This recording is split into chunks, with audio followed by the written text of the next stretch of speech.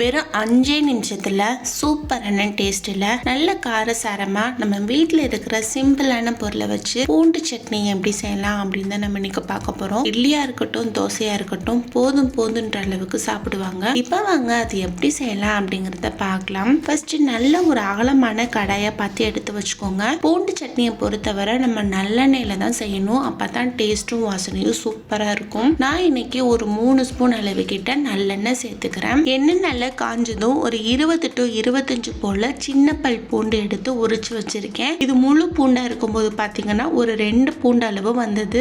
இப்போ அந்த பூண்டு எல்லாத்தையும் இதுல சேர்த்துக்கலாம். அடுத்ததான் ஒரு ஸ்பூன் அளவுக்கு ஜீரகம், ஒரு 2 ஸ்பூன் அளவுக்கு கடலை பருப்பு, இது எல்லாத்தையும் போட்டு அடுப்பை நல்ல மீடியம் ஃப்ளேம்ல வச்சு ஒரு 2 நிமிஷத்துக்கிட்ட மட்டும் நல்லா வறுத்து விட்டுக்கோங்க. பூண்டு ஓரளவுக்கு எண்ணெயில வறுத்துட்டு இருக்கிற டைம்லயே இதுக்கு தேவையான மிளகாய் சேர்த்துக்கலாம். மிளகாய் பாத்தீங்கன்னா ஒரு 10 to 15 போல வரமிளகாய் எடுத்து வச்சிருக்கேன். அதே இதுல போட்டு அடுப்பை நல்ல மீடியம் ஃப்ளேம்ல வச்சு நம்ம போட்ட பொருள் எல்லாம் ஓரளவுக்கு நல்லா வறுத்து செவந்து வர வரைக்கும் வறுத்து விட்டுக்கலாம். பாருங்க, சூப்பரா இது நல்ல கலர் மாதிரி வறுத்து வந்துட்டு இருக்குது. இந்த டைம்ல இதுல ஒரு சின்ன லெமன் சைஸ் அளவுக்கு மட்டும் புளி எடுத்து வச்சிருக்கேன். அதே இதுல போட்டு ரொம்ப நேரம்லாம் அந்த எண்ணெய் கூட வதக்கி விடாம ஒரே ஒரு நிமிஷம் மட்டும் நல்லா வதக்கி விட்டுட்டு கேஸை ஆஃப் பண்ணிட்டு நம்ம வறுத்து வச்சிருக்கிற பொருள் எல்லாத்தையுமே ஒரு மிக்ஸி ஜார்ல போட்டு நல்ல பேஸ்ட் பதத்துக்கு அரைச்சி எடுத்துட்டு வந்துடலாம். அடுத்ததா இந்த சட்னிக்கு ஒரு தாளிப்பு ரெடி பண்ணிடலாம். அதுக்கு அதே கடாயில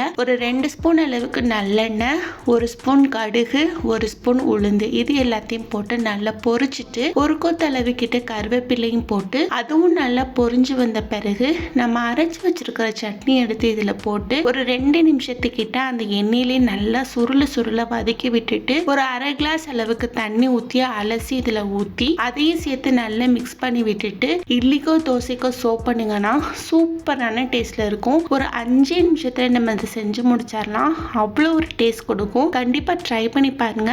ட்ரை பண்ணி பார்த்துட்டு எப்படி இருந்தது அப்படிங்கறத கமெண்ட் பாக்ஸ்ல கமெண்ட் பண்ணுங்க.